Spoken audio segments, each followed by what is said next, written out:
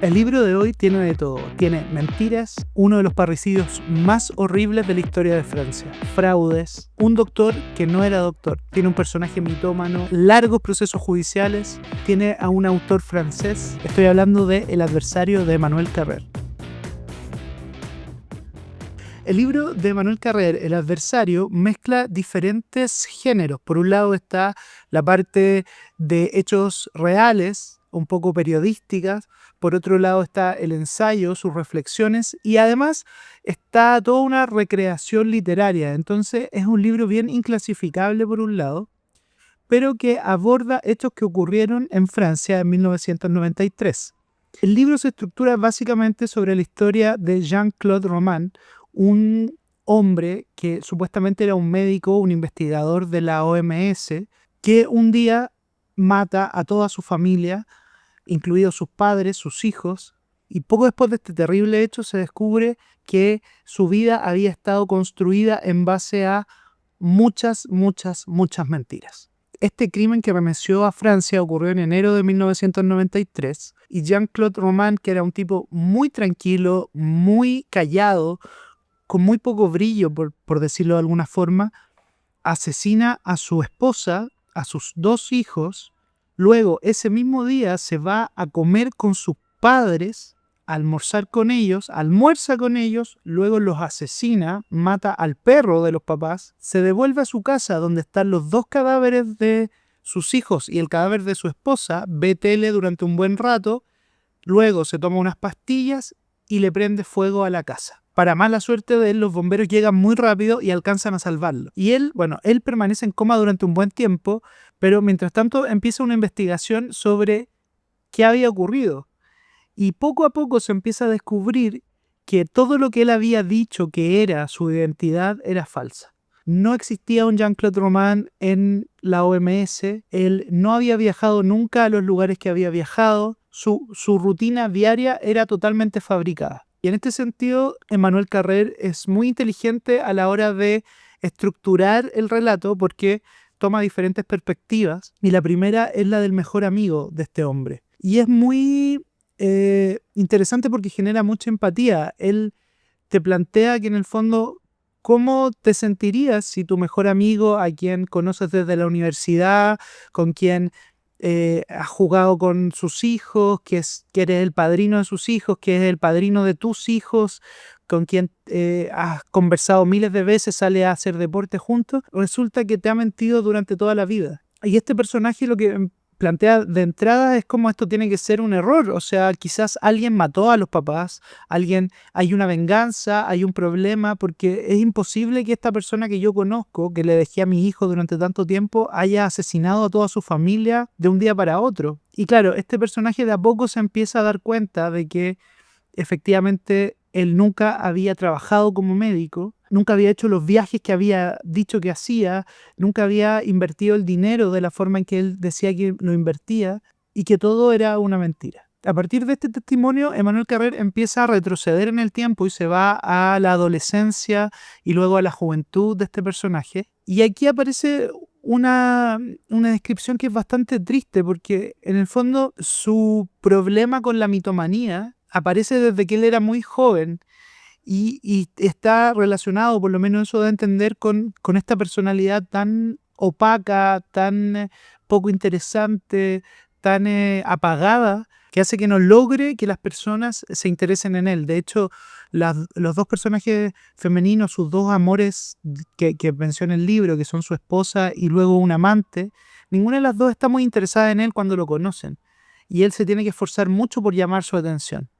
Hay un episodio que relatan en la universidad donde él está tratando de conquistar a su futura esposa y hay un grupo de gente, de amigos, y él no logra captar la atención de nadie y se va muy temprano y vuelve después de 2 horas y vuelve golpeado con la ropa rota y dice que lo asaltaron. Y a partir de eso como que todos como que empiezan a preocuparse, lo ayudan, lo llevan al doctor, esta persona que va a ser su esposa digamos que lo atiende y luego Emmanuel Carrère reconstruye ese episodio para decir eso nunca existió. Ese asalto, ese episodio es totalmente fabricado por él, lo que demuestra que él siempre tuvo este problema de la mitomanía. El crimen se conecta directamente con un momento en la vida de esta persona. Este crimen ocurre cuando él tiene 39 años, cuando mata a su familia, a su esposa, cuando intenta suicidarse sin éxito. Pero todo comienza cuando él está en segundo año de la universidad, estudiando medicina, con varios de los amigos que tendrá después en el futuro, que mantendrá durante toda su vida, incluso con su esposa, que ella deja la carrera y después, porque era muy difícil, y se cambia a otra carrera, y supuestamente él sigue estudiando medicina. El problema es que al final del segundo año él tiene que rendir un examen y él no pasa ese examen. Entonces nunca pasa a tercer año. Sin embargo, él le dice a todo el mundo que sí pasó. Y aquí es donde de nuevo aparecen estas como preguntas que no tienen respuestas, pero que son cómo nadie de todo su entorno no se dio cuenta que él había fallado en el examen y que no había pasado tercer año. Pero al parecer tenía una vida tan poco interesante que realmente nadie indagaba mucho en él, o como que nadie dudaba de lo que él decía. Y eso se vuelve un poco penoso finalmente, como que nadie le prestó tanta atención nunca. Él falla en este examen, nunca pasa tercer año, sin embargo, él a su familia, a sus amigos, a todo su entorno les dice que sí. Y por lo tanto empieza a estudiar de manera ficticia durante tercer año, cuarto año, quinto año, se gradúa de la universidad, hace la práctica, luego entra a trabajar y todo es una mentira. Todo. En ese transcurso de tiempo además comienza a pololear con esta mujer que va a ser su esposa, luego tiene un hijo, luego tiene otro hijo, y durante todo este tiempo él nunca fue médico ni trabajó de médico. La forma que tenía para sobrevivir, primero, era vivir de los padres, porque era un estudiante, porque era una carrera que no le permitía trabajar, y luego, cuando consigue finalmente trabajo en la OMS, según lo que él cuenta, le empieza a decir a sus parientes que él puede mover dinero en Suiza, en los bancos suizos, que tienen mejores tasas de interés, que puede multiplicar en el fondo los dineros, y que como él tiene un trabajo ahí, puede hacer todos estos movimientos sin problema. Entonces le pide a sus padres, luego le pide a su suegro, incluso más adelante le pide a su amante que le entreguen dinero para él invertirlo en estos bancos en Suiza. Por supuesto, nada de eso es real, y él vive de esta bicicleta de pedir dinero, sacar, pero él nunca trabaja, lo cual es muy sorprendente de cómo alguien puede pasar, 15 años de su vida mintiendo. En este sentido, hay muchas reflexiones que hace Emmanuel Carrère. Como digo, no es tan periodístico el texto porque hay mucho de ensayo, hay mucho de reflexiones propias del autor. Y una que es muy interesante, él dice, normalmente las mentiras ocultan una verdad. Las mentiras se usan para tratar de tapar alguna verdad. En este caso, no había nada debajo de las mentiras. O sea, el doctor Jean-Claude Roman, debajo de él no había un verdadero Jean-Claude Roman, porque durante o gran parte de su vida, un tercio de su vida, él solo se dedicaba a mentir. Y hay otro momento que es muy triste, patético, decadente, que es cuando Carrère empieza a relatar cuál era el modus operandi, cómo se construye esta rutina, cómo se sostiene esta rutina de mentiras. Básicamente lo que hacía esta persona era salir de su casa, ir a un viaje, encerrarse en un hotel y esperar hasta volver. O ir en su auto, llegar a un lugar, esperar 8 horas sin hacer nada y luego devolverse. Ir a un café, tomar un café, pero nunca en el mismo café, siempre buscando otro café por si acaso alguien lo ve, comprar cosas en los aeropuertos, ir a los aeropuertos solo para estar en el aeropuerto, comprar algo del aeropuerto y luego devolverse. En ese sentido, lo que dice Carrère de que debajo de esta vida falsa en realidad estaba la verdadera vida de él, es mentira, porque no había nada. Era simplemente esta rutina de tratar de sostener que él era esto que proyectaba al mundo.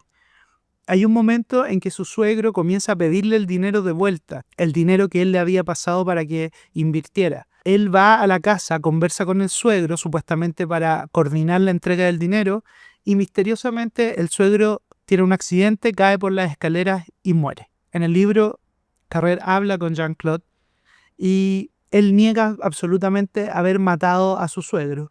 Sin embargo, en el aire queda esta idea, esta duda, esta sospecha que incluso su familia pide reabrir esa investigación, porque claro, es mucha coincidencia que justo él estaba pidiéndole el dinero y 1 o 2 días después muere accidentalmente. El otro episodio es cuando él le dice a todo el mundo que tiene cáncer, en un intento por llamar la atención y que además utiliza para obtener dinero. Pero lo hace de una forma muy estratégica. Le dice a todos sus amigos que él tiene cáncer, pero le pide que no le digan a nadie más y que es solo una confidencia que él está haciendo a ellos. Entonces finalmente todos saben, pero todos se comportan como si no supieran y al mismo tiempo le dan mucha atención y lo ayudan en todo lo que pueden. Lo que habla de esta mente manipuladora. Finalmente, cuando se acerca el crimen, él está en un momento en que había conocido a una mujer y ella nunca le prestó mucha atención, entonces él tuvo que esforzarse mucho por conquistarla y le empieza a hacer regalos muy caros, empieza a gastar todo el dinero que tenía, le invita a restaurantes lujosos, le regala joyas.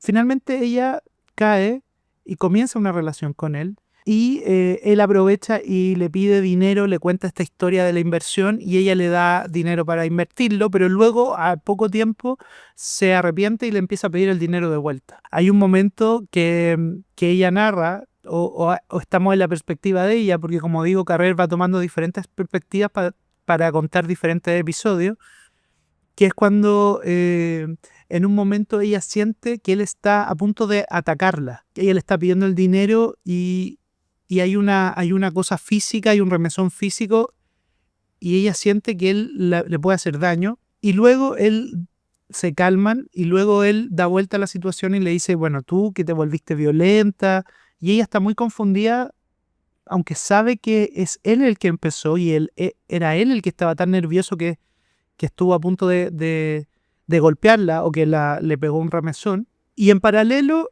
su esposa tiene algunas dudas, aparece un anuario de la OMS, que su mejor amigo no quiere molestarlo porque está con cáncer, entonces el mejor amigo habla con la esposa y le dice, oye, él no aparece en el anuario del año pasado y no está en ninguna parte, no aparece mencionado, qué raro.